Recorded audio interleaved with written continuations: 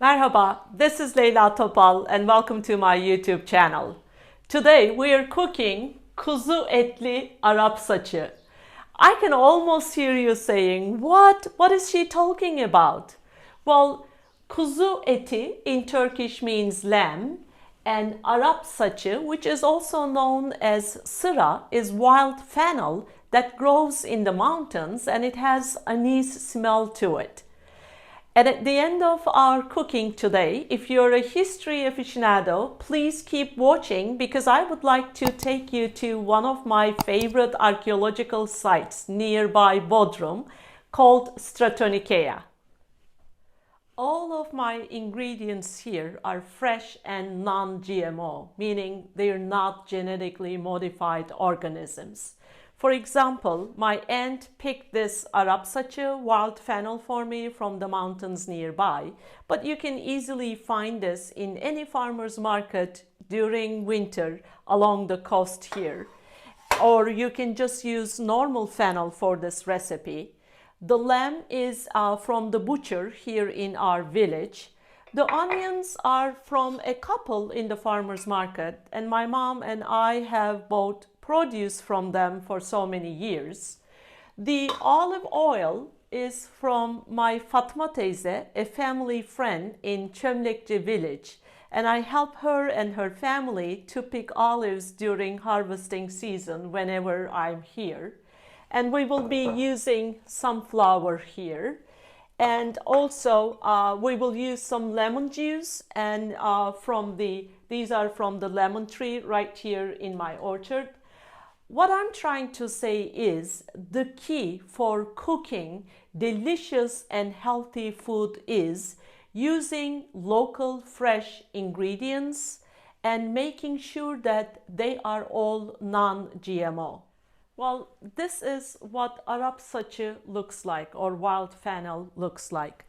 The way you clean it is with a sharp knife, you remove this dark part here, and then you wash it well, and then you slice it in like 3-4 centimeters.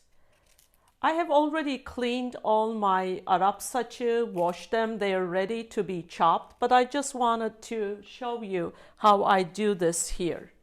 So this is the bulb part, as you know, and the end kind of resembles dill, and you can just take those layers out and then wash them well. If the outer layers are not fresh, you may need to throw them away. But like basically the sound of your knife will tell you if the Arapsaci fennel you're using is fresh or not. Listen to it.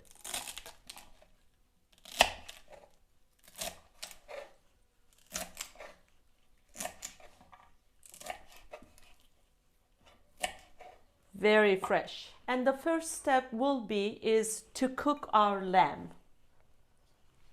There we go. I heated my olive oil so you can hear it actually.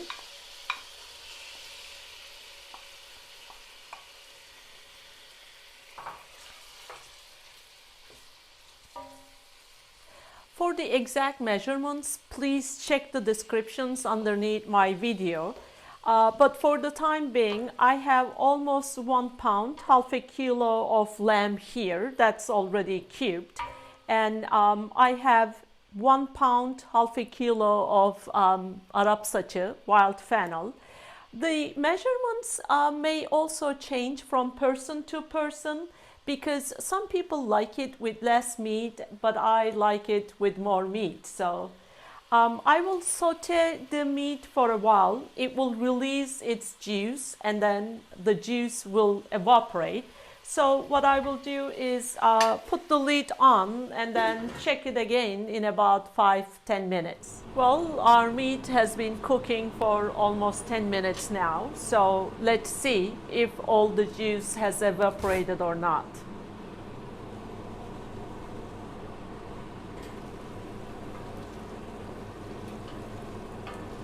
It's getting there, just a few more minutes. The meat has been cooking for almost 10 minutes, and pretty soon I will be adding my chopped onions to it, and I will saute the onions together with the meat. But at this point, I just would like to clarify something. This particular dish is introduced to us by the Turks who had to migrate from the island of Crete during the exchange of population between the Greeks and the Turks in 1923. So they introduced this traditional dish to us, and it's a very popular dish among the coastal towns here in Turkey. But the important thing here is, if you're cooking this dish in that traditional Cretan style, then you do not add onions to it. I personally just love the combination of onions and meat. That flavor appeals to me a lot. So Turks from Crete, actually, they call this Arapsaci, wild fennel, maratha, and they cook this dish without using any onions. Just letting you know. So let's see if the juice of the meat has evaporated or not. Oh yes, it did beautifully. So I am adding my onions now, and I will just saute them for a few minutes actually, that's it.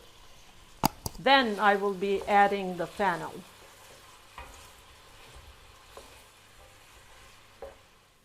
Well, it is time to add the Arapsaci, the wild fennel now.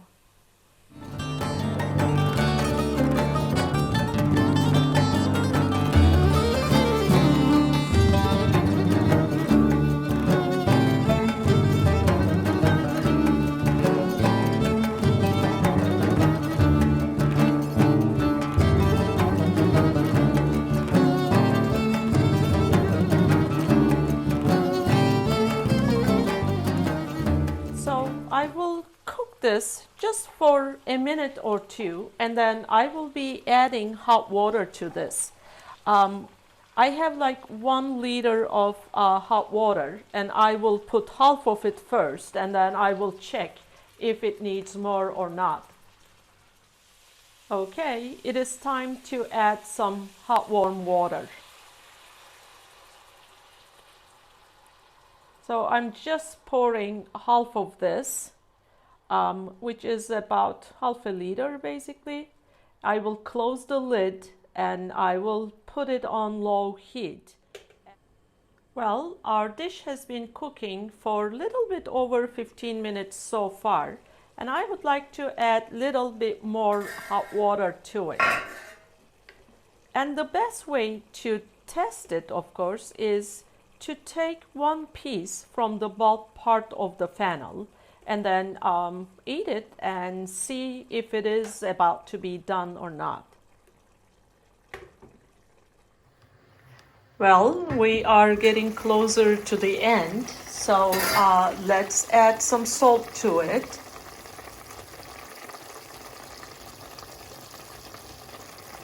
A little bit more. Our wild fennel is cooking together with lamb here on very low heat. And meanwhile, there is one more step that I would like to show you. For that step, you need to have lemon juice. I have the juice of 2 lemons here. This is roughly half a cup. And then I will be adding 1 tablespoon of flour to it. I will mix the two really well with a fork. And then towards the very end of our cooking here, we will add it to our dish, and I will show you how to do that as well. So I will be pouring lemon juice and flour mixture in, but I don't want to have any lumps in my dish. So what I will do is I will take some of this juice, put it into my lemon and flour mixture so that it kind of gets to the same temperature, and then with the fork I will stir it well and then pour it over this delicious dish. Oh my God, I wish I could transfer all this wonderful smell to you. So I will put the lid on in a minute and then I will cook it for another 5 minutes so it all kind of combines together. So one last trick that I have is after I turn off the stove, I open the lid and then I just put like little bit of olive oil, drizzle of olive oil. Yum, yum, yum. Then I will close the lid and shake the pot little bit and let it rest for a couple of minutes before I serve it. Here comes my favorite part. It's time to taste it. Oh my God, yum, yum, yum. I better be careful because it's still pretty hot. Wow.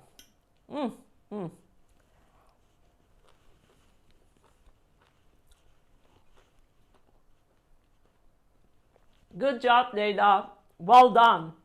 Oh, it's so flavorful. The lemon juice that I added kind of lightened it as well. And the flour thickened the sauce just a touch. I think I will continue with a spoon because I would like to get everything, including the sauce. Well, if you're enjoying my videos, please subscribe to my YouTube channel. And if you are a history aficionado, keep watching because next is Stratonicea, one of my favorite archaeological sites. Thank you.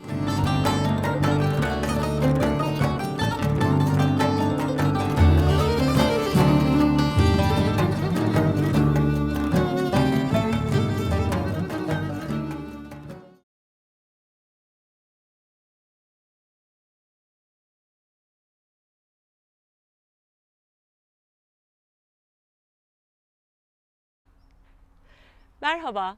Today I am taking you around the remains of Stratonicea. This is one of my favorite sites in all of southwestern corner of Turkey. Geographically, this is part of ancient Caria region. And today the closest town to Stratonicea is Yatağan.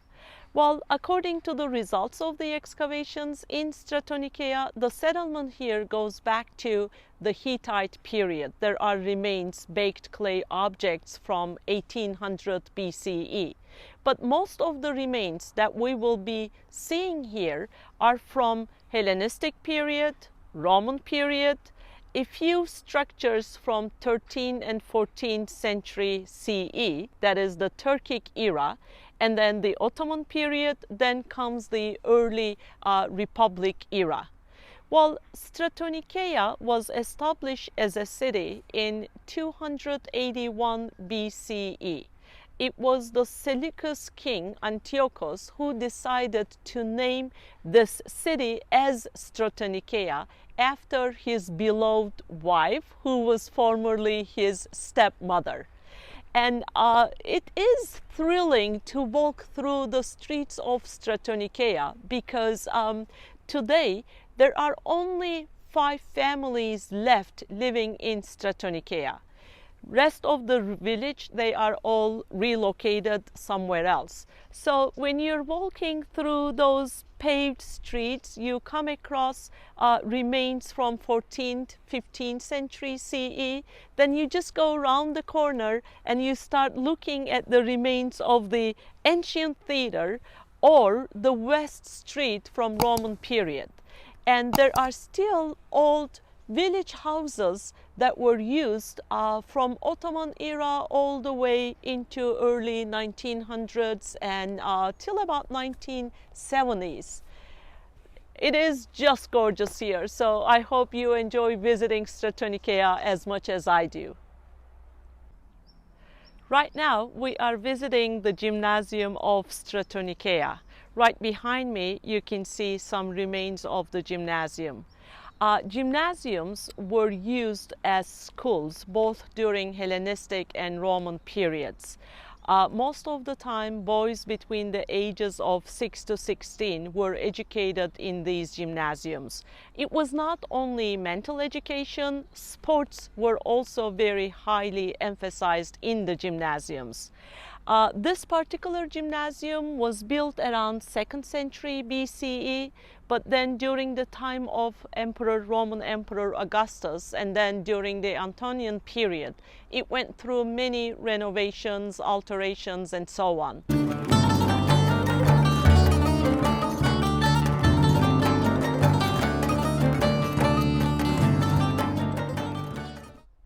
So we just looked at the amazing remains of this monumental gymnasium, the largest in Asia Minor. And right now I am standing at the proplon, meaning the monumental entrance leading into this gymnasium. So those 3 columns that you see, those are the columns of that monumental entrance. And imagine gymnasium walls just next to me over here. And the lower parts of those columns are all very plain, and then the upper parts are all carved, fluted, because most probably the idea was to have the names of the sponsors to be inscribed on the lower parts of those columns. That is why lower parts are plain and upper parts are all fluted. And right after the proplon here, we have the beginning of the West Street. So West Street started here and stretched all the way to the east. And on both sides of the street, they had columns that were decorated with Corinthian capitals. The width of the street was 10 meters. This is over 30 feet. And it was all decorated with beautiful marble friezes on both sides. Think of sidewalks, shops opening to the main street here. And in later periods, after Christianity became the state religion of Roman Empire, Stratonicaea also became a center for Christianity. So what they did was, end of 5th century CE, they constructed a Christian church right here on the West Street. And this particular church was constructed by using a lot of spolia from other monumental buildings. And you can see some of the decorated friezes, fragments, and so on. And the main aisle of the church was decorated with mosaics. Güzel gören gözler kamaşır. Hani benim Recep'im sarı lira vereceğim. Our next stop is this gorgeous ancient theater of Stratonicaea. Stratonicaea Theater was built according to the Greek tradition, meaning it was carved on the slope of a hill, and it had this beautiful view of the city right in front of it. And as usual during Roman era, some alterations took place in the theater, especially when the earthquake in 139 CE badly shook the city. They rebuilt the stage building and they fixed a lot of parts of the cavea auditorium here and so on. And unfortunately, it was the earthquake that destroyed big parts of the theater in the 4th century CE.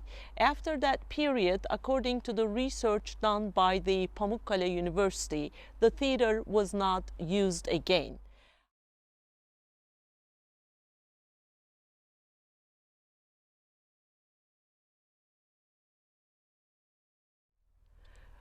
This is the Bouleuterion of Stratonicaea. Boule means city council, and Bouleuterion is the building where the city council had its meetings. It's a rectangular space. You can see the remains of thick walls on all 3 sides here. And right behind me, you can see the seats where the members of the Boule, the elected members of the city council, would be taking their seats. And it is almost like a small theater, actually.